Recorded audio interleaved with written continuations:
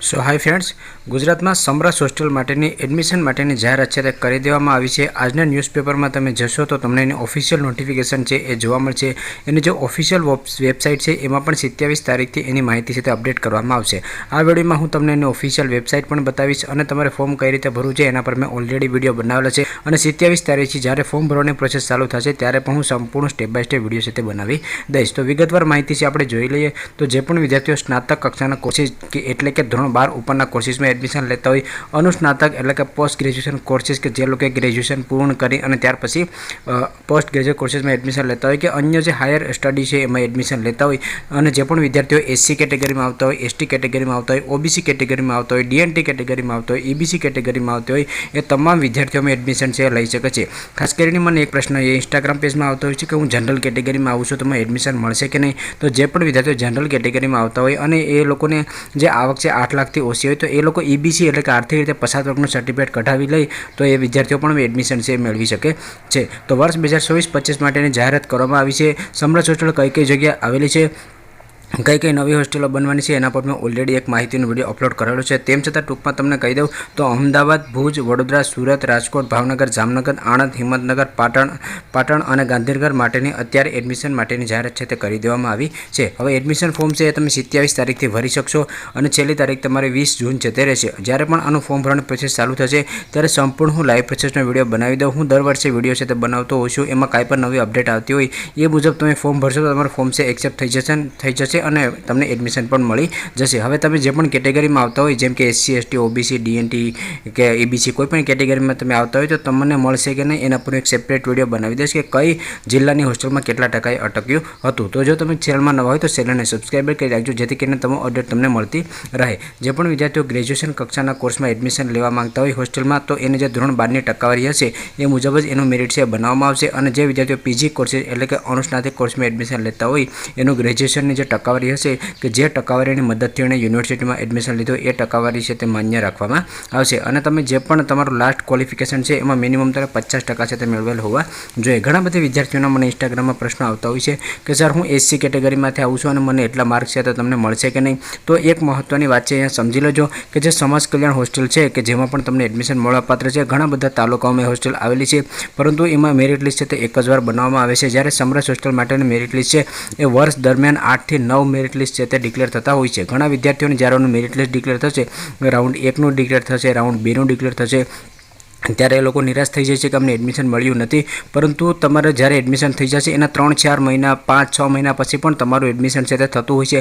તો તમે ચેનલ સાથે જોડાયેલા રહેજો અને ઇન્સ્ટાગ્રામ પેજમાં પણ ફોલો કરી રાખજો એટલે તમને હું જ્યારે મેરિટ લિસ્ટ આવે ત્યારે તમને હું અપડેટ આપી શકું જેથી કરીને તમને એડમિશન મળે તો તમારે રૂમના ભાડા છે અથવા પ્રાઇવેટ હોસ્ટેલમાં તમારે વધારે પડતા રૂપિયા છે તે પે કરવા પડશે નહીં. તમે અપડેટ રહેતા રહેશો તો તમારું નામ આવશે તો હું તમને 100% અપડેટ છે કરી દઈશ. જે પણ વિદ્યાર્થીઓ રિન્યુઅલ અરજી કરવા માંગતા હોય એટલે કે જે પણ વિદ્યાર્થીઓ પહેલાંથી સમરસ હોસ્ટેલમાં રહેતા હોય તો એને બીજા વર્ષે કે ત્રીજા વર્ષે કે ચોથા વર્ષે એડમિશન લેવા માટે રિન્યુઅલ અરજી છે તે કરવાની હોય છે. તો એ વિદ્યાર્થીઓને પણ ઓનલાઈન અરજી છે તે કરવાની રહેશે. જે વિદ્યાર્થીઓને યુનિવર્સિટી બેઝ એને જે ટકાવારીથી એડમિશન આપ્યું હોય એ જ ટકાવારી એને લાગુ પડશે. હવે જે વિદ્યાર્થીઓ ગ્રુપ 1માં આવતા હોય મેડિકલ અને તેના સમકક્ષ અભ્યાસક્રમમાં એ વિદ્યાર્થીઓ રિન્યુઅલ અરજી છે એ પણ કરવાની રહેશે. હવે ગ્રુપ 1, 2 અને 3 શું છે તો એના પર ઓલરેડી મેં વિડીયો બનાવ્યો, એમાં સમજાવ્યું હતું. એ વિડીયો તમે જોઈ લેજો. કદાચ તમને એમાં ના સમજાય તો વેબસાઇટની લિંક આપું છું, ત્યાં પણ તમને સમરસ હોસ્ટેલ માટે ગ્રુપ 1માં કયા કોર્સ આવે છે, ગ્રુપ 2માં કયા આવે, ગ્રુપ 3માં કયા કોર્સ આવે છે એની માહિતી મેં ઓલરેડી આપેલી છે. તમે જ્યારે પણ સમરસ હોસ્ટેલમાં એડમિશન માટેનું ફોર્મ ભરશો ત્યારે ગ્રુપ જે તમારો કોર્સ છે જેમ કે તમારું MBBS હોય તો કયા ગ્રુપમાં આવે છે એ તમને પહેલેથી ખબર હોવી જોઈએ. ગ્રુપ સિલેક્ટ કરીને ત્યાર પછી જ તમારે એડમિશન માટેનું ફોર્મ છે ભરવાનું રહેશે. તો ગ્રુપની માહિતી મેં વેબસાઇટમાં આપેલી છે, ત્યાંથી તમને સંપૂર્ણ માહિતી છે મળી જશે. ઓનલાઈન અરજી તમે કરશો ત્યાર પછી તમારું મેરિટ લિસ્ટ છે તે ડિક્લેર કરવામાં આવશે. મેરિટ લિસ્ટમાં તમારું નામ હોય તો જે પણ હોસ્ટેલમાં તમે ફોર્મ ભર્યું હોય ત્યાં તમારે ડોક્યુમેન્ટ વેરિફિકેશન કરાવવાનું રહેશે. ડોક્યુમેન્ટ વેરિફિકેશન થઈ જશે ત્યાર પછી તમને હોસ્ટેલમાંથી કહેવામાં આવે ત્યારે તમારે રહેવા માટે જવાનું હોય છે. સમરસ હોસ્ટેલમાં રહેવાનું અને જમવાનું તમામ સુવિધાઓ છે તે એકદમ ફ્રીમાં આપવામાં આવે છે. જે પણ વિદ્યાર્થીઓ ઓનલાઈન અરજી કરતી વખતે કાંઈ પણ પ્રકારની ભૂલ થઈ જતી હોય તો એ પણ વિદ્યાર્થીઓ બીજી વાર ફોર્મ ભરી શકે છે. એની માહિતી જ્યારે લાઈવ પ્રોસેસનો વિડીયો ચાલુ થશે ત્યારે પણ હું તમને લોકોને સમજાવી દઈશ. તો ટૂંકમાં અત્યારે કહું તો 27 તારીખથી સમરસ હોસ્ટેલમાં કે જેમાં તમને રહેવાનું અને જમવાનું એકદમ ફ્રીમાં આપવામાં આવે છે એની 27 તારીખથી ફોર્મ ભરવાની પ્રોસેસ ચાલુ થઈ જશે. તમારે ઓનલાઈન ફોર્મ ભરવાનું છે. ઓનલાઈન ફોર્મ ભરતી વખતે જ તમારે જે તમારો જિલ્લો છે કે જે હોસ્ટેલમાં તમે એડમિશન લેવા માંગતા હોય એ જિલ્લો તમારે ઓનલાઈન જ પસંદ કરવાનો રહેશે. ઓનલાઈન તમે અરજી કરી લેશો ત્યાર પછીની છેલ્લી તારીખ છે એ 20 જૂન છે. તો ત્યાં સુધી તમારે વેઇટ કરવાનો છે. છેલ્લી તારીખ પૂર્ણ થયા પછી તમારું મેરિટ લિસ્ટ ડિક્લેર થશે. મેરિટ લિસ્ટમાં તમારું નામ હોય તો હું તમને લોકોને ઇન્સ્ટાગ્રામમાં અપડેટ કરી દઈશ કે અત્યારે તમારું મેરિટ લિસ્ટ છે તે આવી ગયું છે અને તમારું નામ આમાં છે. તો તમારું નામ ચેક કરી લેવાનું છે અને ત્યાર પછી એમાં પણ તારીખ આપવામાં આવશે. 6 થી 7 દિવસનો તમને સમય આપવામાં આવશે.